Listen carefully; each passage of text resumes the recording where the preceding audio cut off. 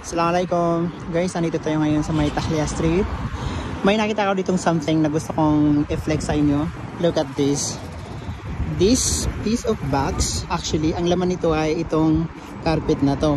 So pag hindi siya ginagamit, itong carpet na to ay naka-roll sa loob nito. So ano to siya, sudyada. Ginagamit siya for praying. So kapag hindi siya ginagamit, naka-roll siya doon sa loob. At pag gusto mong gamitin, i-release siya dito hanggang ma-extend doon banda.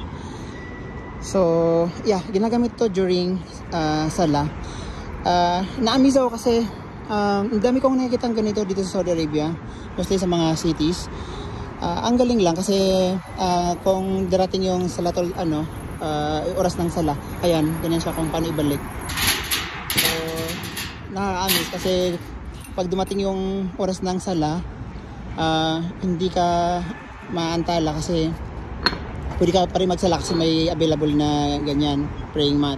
So nakakalat siya sa different areas dito sa city.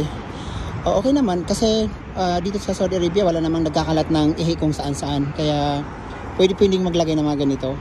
Sana magkaroon din ng ganito sa ibang area, especially in the Philippines. But ang worry ko lang sa Philippines ay mga tao doon lagi nag-ihi kung saan saan. Anyway, ito, flex ko lang siya. Box. Para siyang box na ang laman ay praying carpet. Ayan. Mashallah, mashallah.